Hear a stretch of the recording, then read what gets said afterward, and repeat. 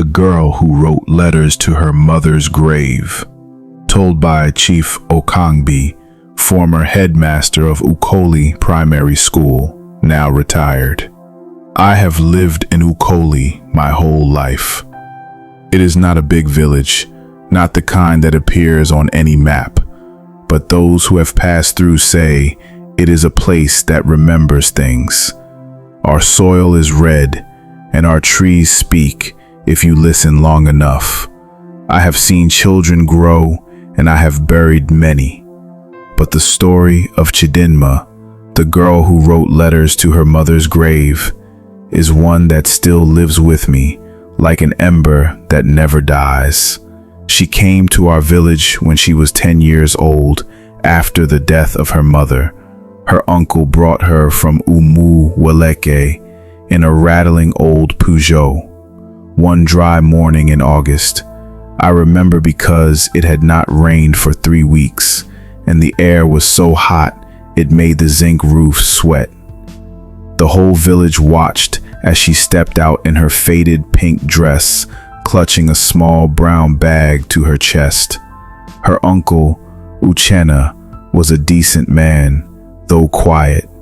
He and his wife, Ngozi, had 3 boys already, and bringing in a girl who barely spoke for the first few weeks added a quiet tension to their home. Chidinma didn't smile much, but she wasn't a difficult child. In class, she wrote neatly, always finishing her work before the others. Her eyes, though, those eyes, I've only seen that kind of grief in old widows, not in children. She wouldn't join the other girls during break. Instead, she sat under the almond tree, chewing her pencil and staring into the distance. Now here is the part that still makes the hairs rise on my arms. Every Sunday morning, she would walk to the old mango grove near the far end of the village, alone. At first, nobody noticed, but then Mame Joma, who sells fufu by the roadside, mentioned it to me during one of our PTA meetings. She goes there like clockwork, she said, always with that brown bag. We later found out that her mother had been buried there.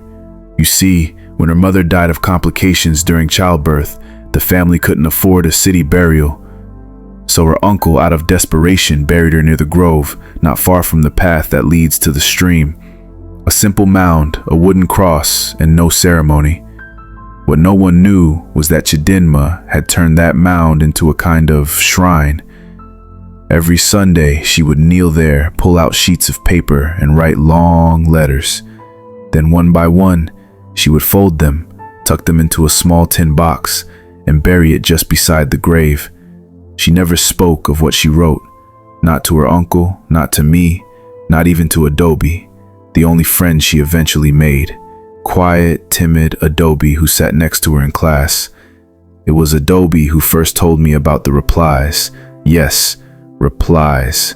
She swore that one day, while they were walking back from the grove, Chidinma opened the tin and found a new sheet inside, folded neatly, with her mother's name signed at the bottom. I didn't believe it, of course. Children often invent magic to cope with pain, but something about Adobe's voice when she told me, it didn't feel like make-believe. Weeks passed. Months. Chidinma began to change. She smiled more. She loved the month morrow. She turned away. She loved to spy. She tied her headscarf like her mother used to. She posed to serve at the top of her math test. The ground swelled, the river broke its banks, and the mango grove flooded. The grave, too, was swallowed by the water. When the floods receded, the mound was gone. Only scattered mango leaves remained. Chidinma ran there, barefoot, in the rain. She screamed until her throat cracked. Villagers gathered. Someone tried to hold her, but she fought them off. Her brown tin box had been washed away. Her letters gone. For days, she didn't eat. She didn't speak. She didn't cry. Just sat there, staring at the waterlogged ground, as if willing it to return what it had taken.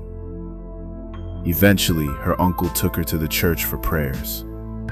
But it wasn't the pastor who reached her. It was something else. That evening, she came to my house barefoot, her dress soaked.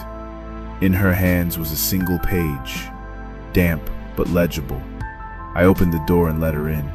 She placed it on my table. It read, "My sweet Chitty, I hear you. The words you bury reach where I am. But even if the wind carries them away, I am with you. Look in the mirror, listen to the river, sit under the mango tree. I am in all those places. Write no more, speak instead. Let your voice be your letter now." There was no signature, but the handwriting was identical to the one she had shown Adobe months before. I don't pretend to understand everything. Perhaps someone planted that letter. Perhaps Adobe, who cared for her so deeply, found a way to comfort her. But I know what I saw in Chidinma's eyes that day. She had peace. From that point on, she never wrote another letter. But she began speaking at women's gatherings, reading aloud in church, and even leading the children's choir. Her voice grew strong and clear, always starting with, "Our mother once said." She finished school with high marks, and today she teaches at a girls' school in Nsukka. She returns to Ukole once a year to visit her uncle and to sit quietly under the mango trees. No more letters, just presents. And I, old man that I am, still keep that damp letter in my desk drawer.